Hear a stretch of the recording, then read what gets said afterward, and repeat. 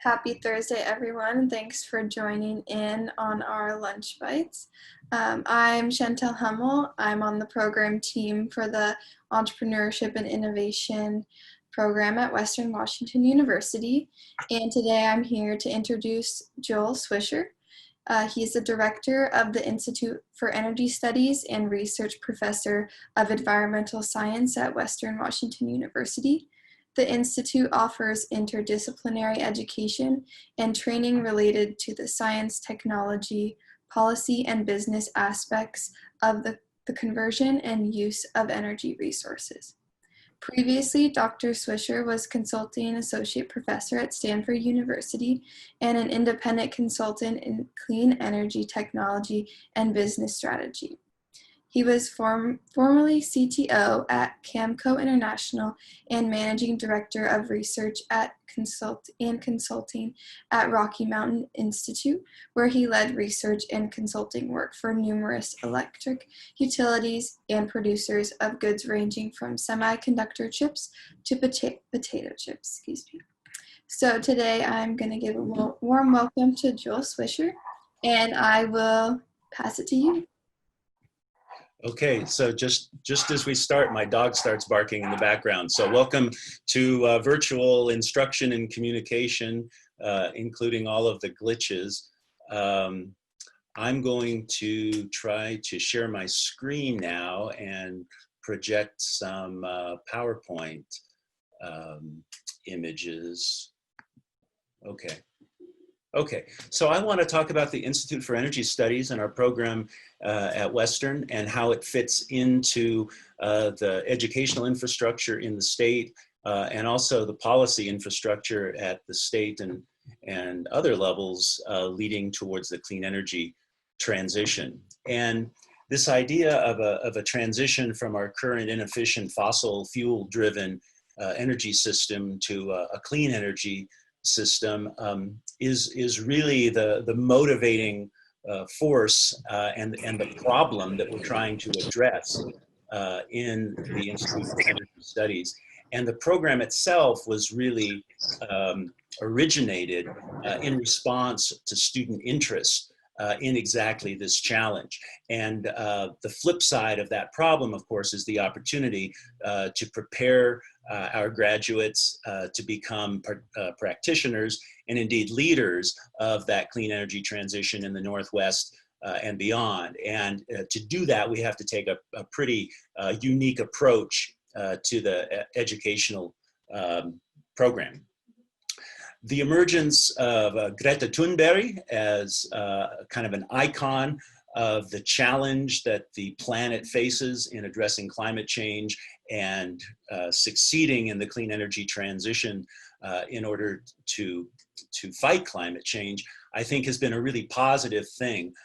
For one, it shows that this problem is about humanity and the future, not just about polar bears as a symbol. And in particular, it's the challenge that the youth of today requires us to solve. Now, today it's kind of hard to compete with the even more pressing crises that we have with regard to COVID and the various assaults on our democracy and social justice. But over the next few years, we are going to hopefully recover from the virus and also the economic freefall that it's causing. And it's really essential that that economic recovery be a contributor to rather than a competitor with the clean energy transition. And when we talk about that transition, there's really three things that we focus on in terms of changes that need to happen in the structure of our economy. One is ubiquitous improvement in the efficiency with which we use energy. Energy efficiency as a resource is something that is known in the Northwest, not so much in some other parts of the country and the world.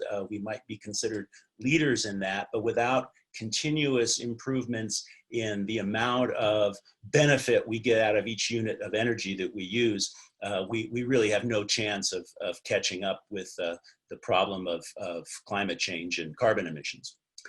The next, perhaps more visible, maybe even sexier part of the transition is the decarbonization of our electric power supply, switching from coal and natural gas to wind, solar, biomass, geothermal, hydroelectric power, other renewable sources in order to decarbonize that electricity supply.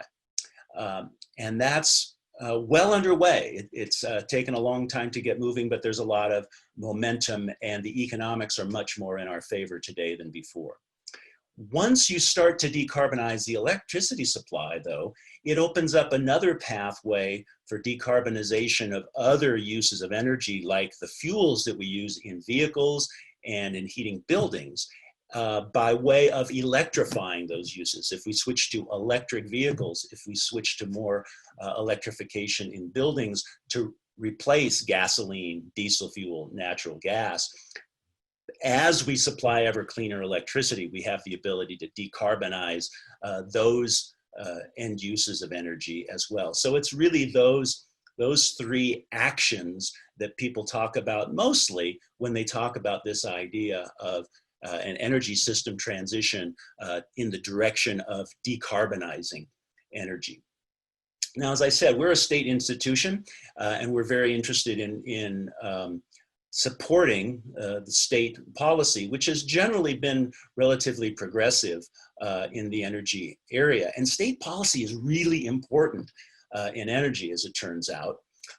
For example, states generally do most of the policy work on things like building codes and standards that affect energy efficiency, particularly of new buildings, and energy efficiency standards in other areas such as buildings and the appliances that we use energy in buildings. So states have an important role in the energy efficiency resource. States are also the body or the level of government where we do most of the policy and regulation of the electricity industry and the electric power supply. Yes, the one that we want to decarbonize. And so state governments tend to have the jurisdiction over things like energy efficiency programs for energy utilities, decarbonizing the electricity supply via environmental standards or renewable energy standards or procurement priorities or other sorts of regulation. And in the electrification arena, that other pillar of decarbonization of the energy system, there's a huge potential for state policy to augment the electrification of the vehicle fleet, which is just now beginning. There's another potential role of the states as we think about our current dire economic straits and the likelihood that we'll see some serious stimulus or recovery spending occurring over the next couple of years to try to compensate for the economic decline that's happened recently. That type of economic investment tends to be channeled in large part through state and local entities, so that there may be a pretty big and pretty concentrated opportunity for our state and our local authorities to channel funds into clean energy investments. And it's important to note that just along the West Coast, the three states of California, Oregon, and Washington together would form the fifth largest economy globally, and that if our energy policies and investments are aligned, we really have a pretty powerful market force there. So I want to look really briefly at some of the things that the state policy has already enacted in the state of Washington that we might be able to support and that might be aligned with the things that we're trying to do and that we're trying to introduce our students to be participants and eventually leaders in. In the area of buildings, just last year, the Washington State Legislature passed this bill that's described on the slide, which has a pretty interesting new wrinkle. For a long time, the state of Washington and many others, including California, have had energy efficiency standards for new buildings that required each new building to show that they at least had a reasonable level of energy efficiency in order to be put in service. This new bill in the state of Washington actually makes our existing standards a little bit more stringent, but it adds a new element, which is an efficiency standard for some existing buildings, namely large commercial and institutional buildings, where presumably the owners have the wherewithal to conduct energy efficiency improvements. And they're actually going to be required for the first time to do that starting in about 2026. And so that will create a new level of investment in energy efficiency. But interestingly, one of the organizations that's going to be subject to that and that has buildings that will be required to participate is Western Washington University. And so in fact, we will actually be part of the response to that policy. And the challenge for us is then to actually weave that into our academic program. And that's very much what we intend to do, which I'll talk about a little bit in a minute. A couple of other things that the state has done is a clean electricity bill, which is also put in place last year. And that provides for eliminating the supply of coal-fired electricity in the state grid, and also requires the electric supply utilities to gradually decarbonize their product by using greater share of renewable energy in power generation over time. So that's the decarbonization pillar that I talked about.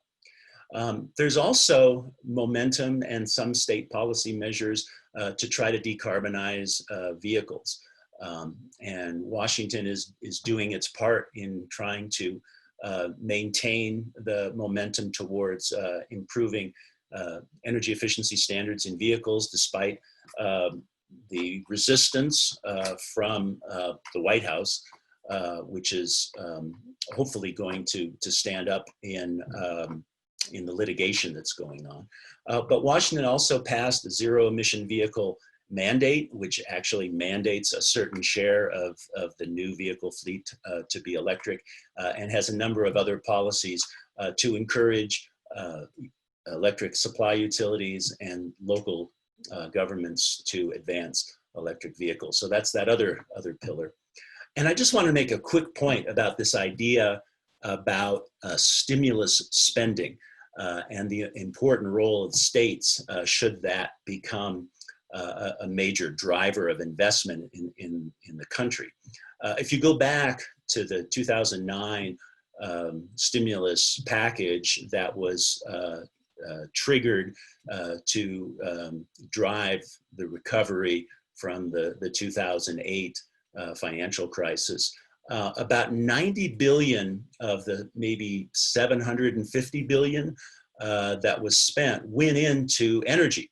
And it leveraged probably another equal or greater amount of private investment. And it led to all kinds of important results, including the weatherization of many low-income houses, vast increases in both wind and solar power, accompanied by reductions in the cost of wind and solar power, making them more competitive today. It also led to domestic manufacturing of wind power technology, new biofuel factories in the Midwest using farm products to make fuel.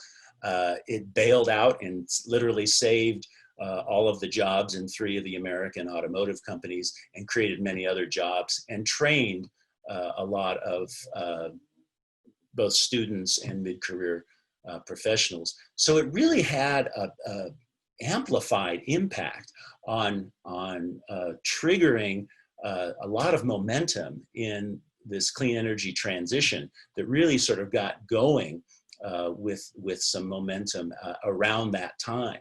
And so I just wanted to mention that as something that, we really could piggyback on something like that if it does indeed come to pass over the next year or two, and the state ought to be sort of prepared and have its wish list of investments ready to go should that happen. Now, thinking about the university and our role in all of this, obviously we're an educational institution, and our mission is to educate the future leaders in this mission of achieving the clean energy transition. And in order to do that, we try to take a really practical and somewhat novel approach, really looking for how to learn about the solutions to those problems, how to implement those pillars of the energy transition, which aren't as simple as saying, oh yeah, we just need to create a new piece of technology, a hardware widget, and we'll be home free. What we find is that we need to really understand the energy system from a systems perspective, including the science and technology, including the business and economic elements, and including the policy dimension that drives so much of the decision making in energy technology and business. And so what we're trying to do is also to innovate, not just in what we teach, but in how we teach it, and to provide a real hands-on kind of experiential approach to the instruction for the clean energy transition, and to complement classroom experience with using our own campus as a lab where the students can get hands-on experience in, okay, how do we make these buildings more efficient? How do we supply them with renewable energy? How do we electrify them and the vehicles and so forth? And using the campus as a lab, it makes sense strategically, and it's also handy in the fact that, you know, we're probably not going to get state funding for a nice shiny new lab building anytime soon. So we might as well make lemonade and use what we got in order to accomplish the objective. So we have a range of programs, including an energy science and technology BS degree. This is just our catalog page for that degree. And that fits into what I call a portfolio of programs, the centerpiece of which is the BS degree in energy science and technology, which is brand new. It's just been in the catalog for a year. And it takes this very practical approach to the science and technology of energy, but also weaving in the business and policy aspects. We also have a BA degree in energy policy and management, which has a similar approach, but more emphasis obviously on the business aspects. We have energy concentrations in both the electrical engineering major and in the business and sustainability major in our business college.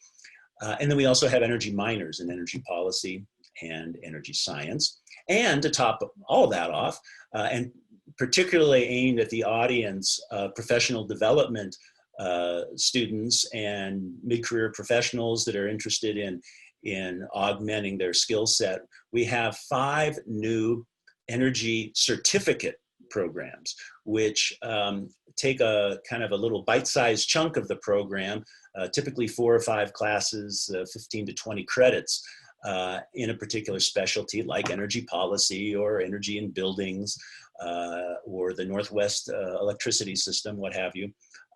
And that's a new offering that is also concentrated in courses that we have been planning to offer both in person and online.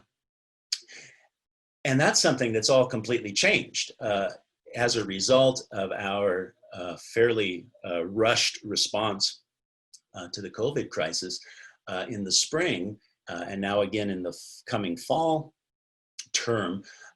We've taken a lot of our classes, which were mostly in person, but maybe had an online element, and now they're all online. You know, which has been a pretty sudden transition for our faculty. But what that means is going forward, we're much more likely to have even a greater share of our course offerings offered with some kind of online element, which will make it that much easier and more attractive, I think, for remote students who are either matriculated students or could be doing more of a professional development targeted set of studies to do these majors or these minors or these concentrations, or the new certificates within this portfolio. So I think there's actually a lot of new possibilities that could happen, again, kind of making lemonade out of what's now a pretty challenging situation. I want to say a little bit more about this campus as a lab idea. What we've really tried to do is combine three things. One, the reality that just like the rest of the world, we've got a bunch of old inefficient buildings that need fixing up. Now we even have a state mandate telling us that we're required to. We have a really top-notch team of engineers in our campus energy management team that is very motivated and keen to work with the faculty and students, which is a real luxury for us. And then we now have the coursework supporting learning about energy efficiency in buildings, learning about electric utilities and decarbonization and electrification, and then the business and policy material that supports all of that and makes it real in terms of learning how to implement these kinds of technologies. And so we're trying to walk the talk here in terms of using our campus as a learning foundation and provide the hands-on experience for the students as they go out into this profession. One of the cool projects that our students and faculty have led is the design and construction of a zero net energy tiny house, which we were expecting to be siting on campus any day now, but that's all delayed, obviously, but will happen at some time, hopefully in the foreseeable future. Each spring we host a carbon hackathon where student teams work with professional mentors from the energy industry, and we've run this in person, of course, a couple of times. This past spring we had to run it virtually, but the students were still able to do the brainstorming and the solution assembly of their solutions to the problem of decarbonization in each of several different sectors, and then make their pitches in front of a panel of judges that then awarded the prizes for the most convincing solutions that were brainstormed and created during the hacking. So that's all of my material about what the energy program comprises and why we're doing this and how we think it fits into the educational and policy infrastructure in the state of Washington and beyond, and hopefully addressing some of the professional needs and aspirations of our students, but also professionals who might join us in working on projects or taking some of the courses in a professional development setting. And now with these certificates and all of the online access that's been added, that should get easier and more interesting and diverse over time. So thanks for your time. And if we have time for questions or comments, I'll turn it back over. Yeah, thank you so much, Dr. Joel Swisher, for sharing your insights and knowledge today. If you have any questions, feel free to put them in the chat or unmute yourself and ask.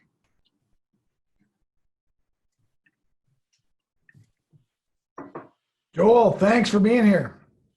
Hey, Art, how are you doing? Everything is well. Thank you very much. Where are you? I'm in Boulder, Colorado. You're in Boulder, yeah, okay. Yeah, Bellingham, it's sun's shining, so that's good. Good. I do have a question for you. As you're, I guess it's a two-part question. One is, as you're developing out the programs to develop these future leaders, what soft skills do you think are really critical for the leaders to be able to develop so that they can make the changes that are necessary?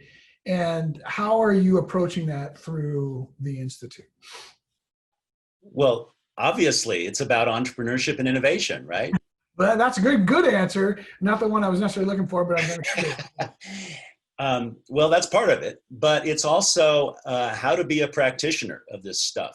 And so, we learn a lot of content that probably looks a lot like engineering. We tend to teach it in a way that's a little different from how engineering schools teach it. in that we make it a little more accessible by simplifying the math content, which makes it more accessible, but also makes it possible to focus more on concepts rather than just, can you solve the equation? And we also do a lot of work on trying to help the students become synthesizers, to say, okay, you can solve that technology problem, but you got to bring in the economics and figure out if it can be financed. You got to think about the regulations that are out there, and can you get that to fit in to a legal framework that'll be advantageous rather than prohibited. And so it really is trying to bring in business and project management skills, which we try to develop with a lot of our hands-on stuff and some of the project-oriented courses. But we also encourage students to take courses that really add to their skill set, even if they're not ours. For example, GIS analysis, spatial relationships, and how to use that as a tool in the energy system, which is a very practical thing that if you go work for a consulting firm, that'll probably be used in your first assignment. We have built into one of our majors the minor in entrepreneurship and innovation, right? So the students can be part and parcel of our program, but be working with Art and Meg and y'all students in order to build that set of soft skills, according to your own specification, not mine, but in a way that we think augments the graduates' ability to become leaders, and to understand the needs that are out there in the market and among constituents and peers, to bring this knowledge to bear.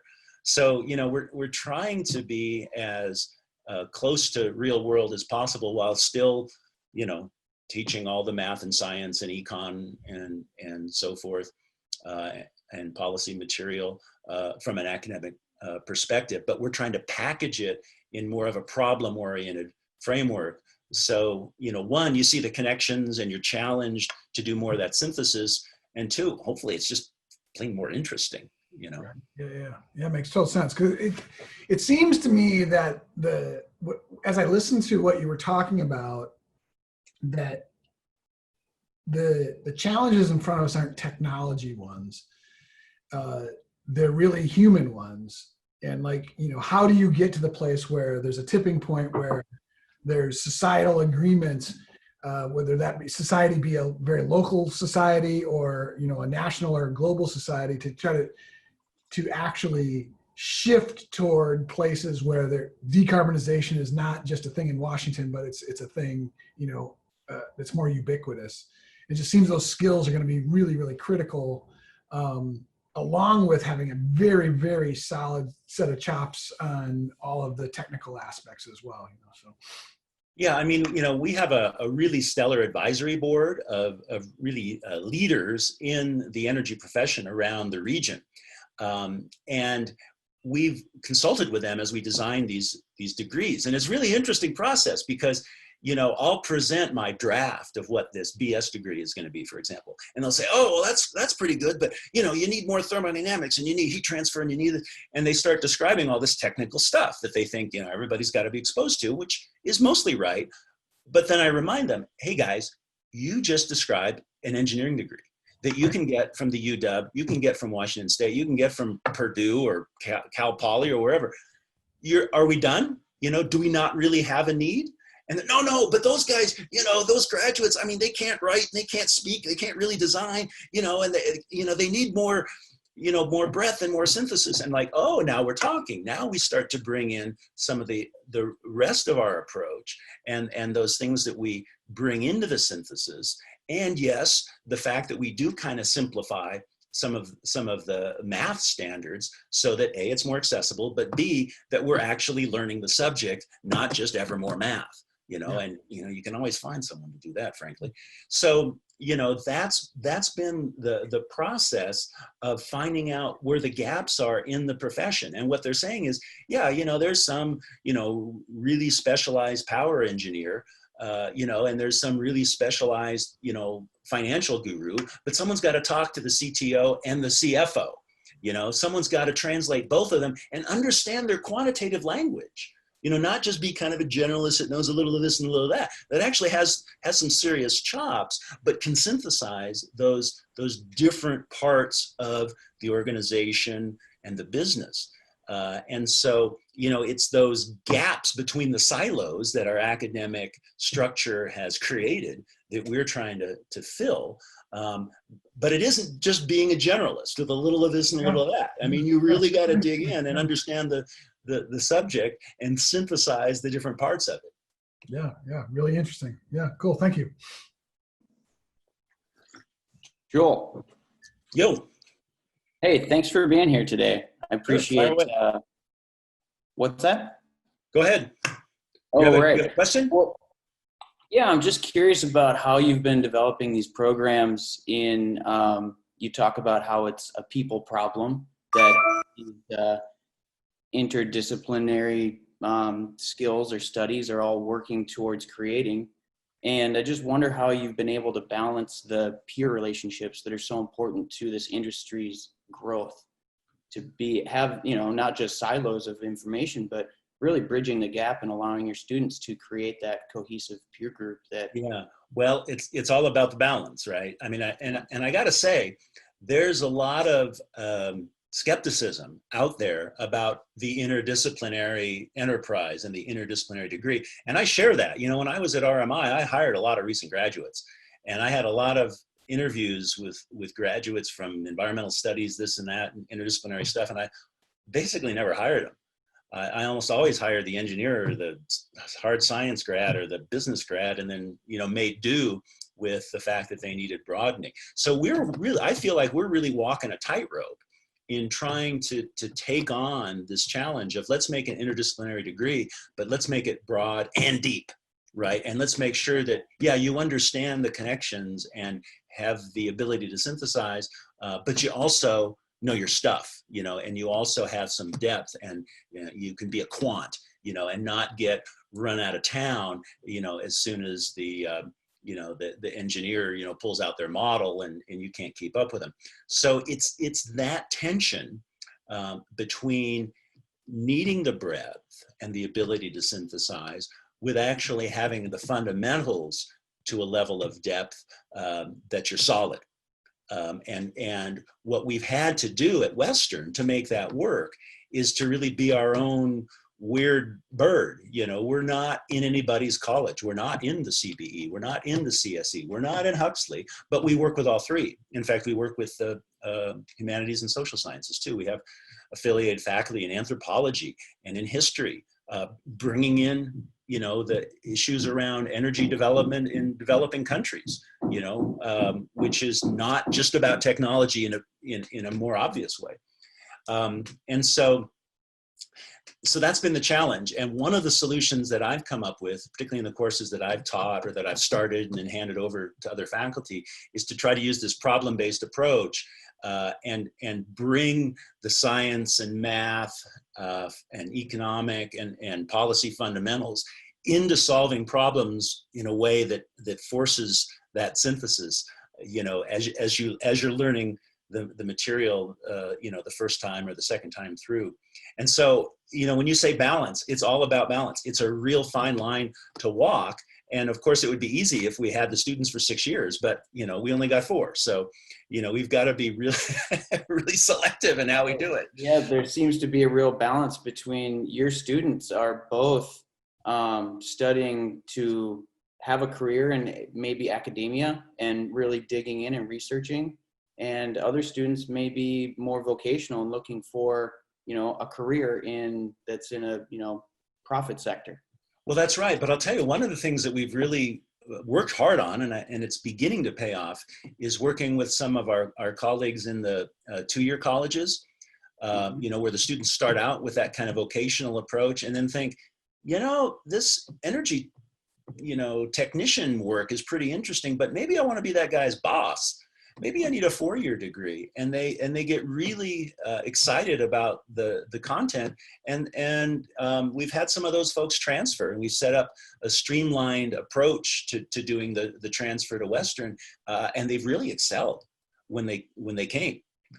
Because they got that motivation and they've got that real hands-on background. So we're trying to bring us. It's good to have a few faces. I know this will be recorded. Right. It's kind of lonely there at first. I was happy to see that it was on Facebook because with only the few faces on here, I was like, wow, maybe we should have just gone to a restaurant. It's not possible now, but Yeah. An outdoor one, maybe on the rooftop or something. Sure. Thank you so much for joining us today, and stay tuned for our Lunch Bites next week, which will be talking about digital marketing. But thank you again, Dr. Joel Swisher, and Yeah, thank you. have a great rest of your day, everyone. See y'all.